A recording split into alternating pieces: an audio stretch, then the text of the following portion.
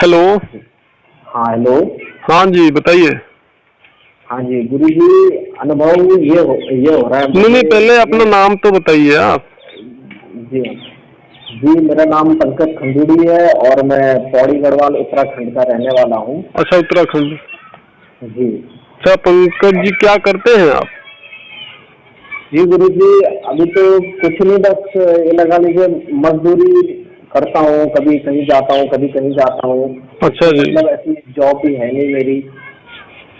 जी जी।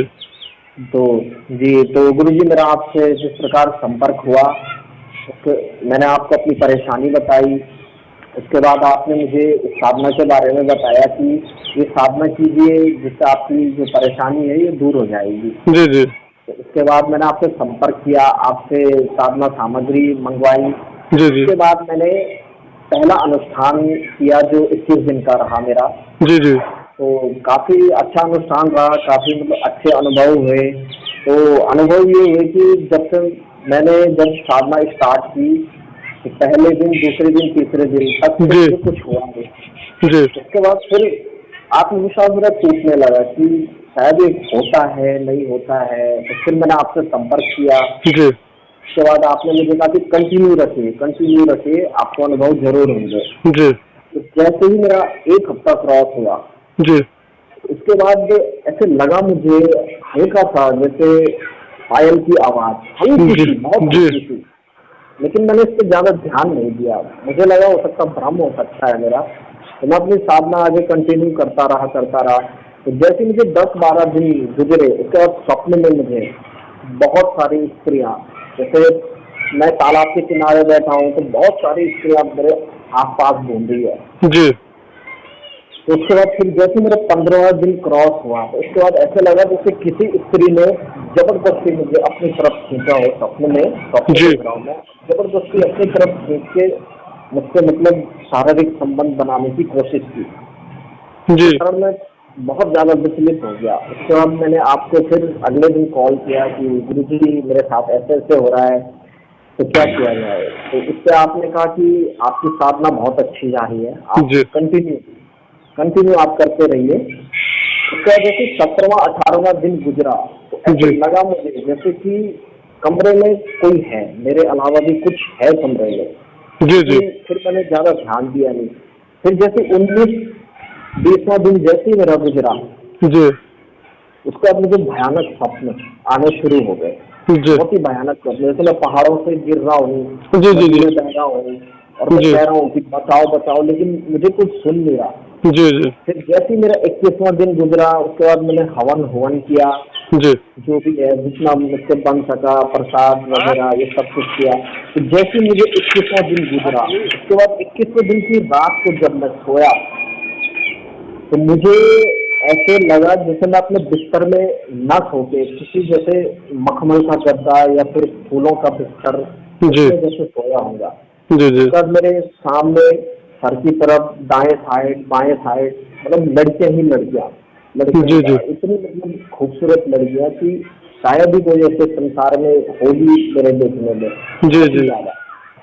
उसके बाद एक लड़की ने जैसे मेरा हाथ पकड़ा और जी मुझे सिर्फ एक ही शब्द कहा कि अभी बहुत करना बाकी है, अभी कुछ नहीं हुआ है। जी बिल्कुल।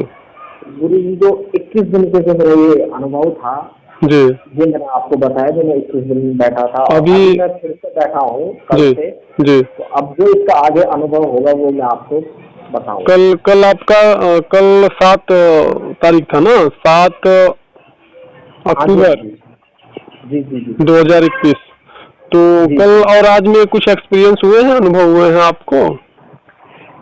जी जी जी, कल तो बस वही हुआ है, एक जैसे मोटी सी औरत और उसने मुझे जकड़ा हुआ है, अच्छा, आपको किसी बहुत ज्यादा इस तरह पकड़ करके जकड़ लिया है? वैसे जकड़ कर।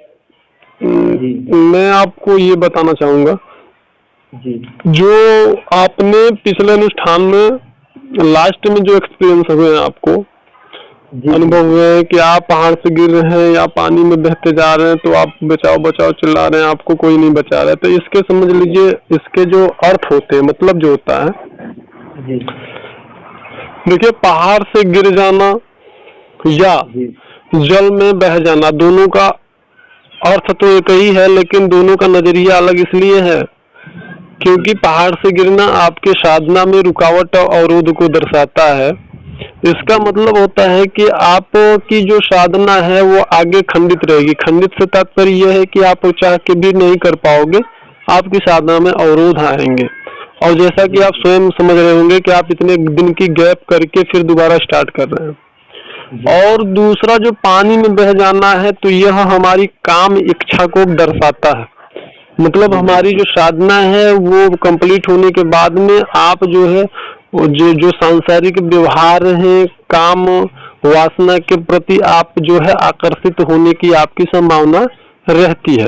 अब चाहे वो आपकी पत्नी हो या फिर आप लिविंग रिलेशनशिप में अगर रहते हैं तो ऐसी कोई स्थिति बनती है, ठीक है ना। हाँ जी, हाँ जी। तो ये दोनों चीज आप स्वयं समझ रहे होंगे या जो साधना कर रहे हैं वो समझ रहे होंगे। तो ये आपके साधना में अवरोध को दर्शाने वाले संकेत थे। अच्छा, इन संकेतों का अर्थ दूसरा यह है कि आपके जो गुरु या मार्गदर्शक हैं, जैसे कि आपको भाई मेरे द्वारा मार्गदर्शन प्राप्त हो रहा है, तो इसका मतलब होता है कि आप अपने गुरु और मार्गदर्शक के सानिध्य में रहिए, उनसे लगातार संपर्क में रहिए। क्योंकि जब साधक अपने गुरु या मार्गदर्शक के संपर्क से दूर हो जाता है, उनके संपर्क में नहीं रहता है, तो ऐसी स्थिति में उसका जो साधना के प्रति इंटरेस्ट होता है और जो उसका आकर्षण होता है, जो उसका लगाव होता है ना, वो सब खत्म हो जाता है धीरे धीरे। जैसे खेत होता है ना, खेत जमीन में फसल किसान जरूर लगाता है और फसल लगाने के लिए बहुत सारा मेहनत करता है, बहुत सारा पैसा लगाता है, धन खर्च करता है, लेकिन उसी खेत में जो घास फूस होता है ना, वो अपने आप पैदा हो जाते हैं। तो ठीक इसी प्रकार से जब तक साधक जो है गुरु के संपर्क में रहता है, तो जो गुरु होता है ना, उसके चित्त पर, उसके मस्तिष्क पे जो नकारात्मक ये घास फूस पैदा होते हैं, अनाप शनाप के विचार, इंटरनेट से, सोशल मीडिया से, आलतू फालतू लोगों से जो आलतू फालतू उसके मस्तिष्क में विचार उत्पन्न होते हैं, जब वह गुरु से बात करता है तो ये सब नष्ट हो जाते हैं, तो सब समाप्त हो जाते हैं। लेकिन वही जब गुरु से उसके जो थोड़ी सी दूरी हो जाती है, तो ऐसी स्थिति में उसके मन में इतना ज्यादा नकारात्मकता जो है हावी हो जाता है, ये नकारात्मक विचारों की जो घास फूस से इतना ज्यादा हो जाती है कि फिर वो साधना की तरफ से उसका जो लगाव होता है वो कम हो जाता है और धीरे धीरे वो साधना छोड़ देता है। और फिर ऐसा ही व्यक्ति बन जाता है, जैसे लोग कहते हैं कि ऐसा कुछ नहीं होता, सब बकवास। समझ की बात को? इसलिए गुरु बहुत ही ज्यादा आवश्यक होता है। जो लोग कहते हैं कि नहीं गुरु की कोई आवश्यकता नहीं होती है, ऐसा कुछ नहीं है। गुरु के बिना यह साधना जगत में कोई भी साधना आप कर ही नहीं सकते हो, क्योंकि साधनात्मक आपके काल में ऐसे भी समय आते हैं जब ना आपका इंटरेस्ट ही खत्म हो जाता है, आप स्वयं सोचते हो कि ये सब बेकार है यार, बंद करो। बात समझ रहे हैं आप? तो इसलिए तो फिलहाल आपके जो अनुभव है बहुत ही दिव्य अनुभव है, अच्छे अनुभव है, ठीक है। मैं मतलब आप ये लगा लीजिए, मैं इन सब चीजों को मानता नहीं था कि नहीं ऐसा तो कुछ क्या होता है, लेकिन जब मैंने स्वयं किया तो मुझे पता लगा। जी जी। हाँ, और इससे ऐसा लाभ भी हुआ मुझे, ऐसे ऐसे लाभ हुए कि मैं मतलब खुद अचंभित हो गया। मतलब मेरी जिन जिन लोगों से लड़ाई हुई या शत्रुता हुई, वो अपना आप ही मेरे मित्र बन गए। हाँ, वही बात है ना। इस साधना के, यह साधना देखिए खास करके कि आप देवी उर्वशी की साधना कर रहे हो, ठीक है। और मैं अपने साधकों को सिर्फ अगर वो अप्सरा साधना के इच्छुक है या प्रारंभिक साधना के रूप में करना चाहते हैं, तो उन्हें मैं सिर्फ और सिर्फ देवी उर्वशी की ही साधना बताता हूँ, अन्य किसी अप्सरा की मैं साधना नहीं करवाता हूँ, ठीक है। तो अब जो कि आपने जैसे अभी कुछ अनुभव बताए थे कि बहुत सारी खूबसूरत, बहुत ही खूबसूरत जो है लड़कियां या स्त्रियां मुझे घेरे हुई थी, तो आप ऐसे समझ लो कि आप उर्वशी देवी जो है अप्सराओं की रानी कही जाती। तो अगर जब आप किसी ऐसी शक्ति की साधना करते हो, तो फिर आप ये समझ लो कि आपके आसपास तो थोड़ी सी नहीं, बहुत सारी खूबसूरत जो है स्त्रियां दिखाई देंगी ना।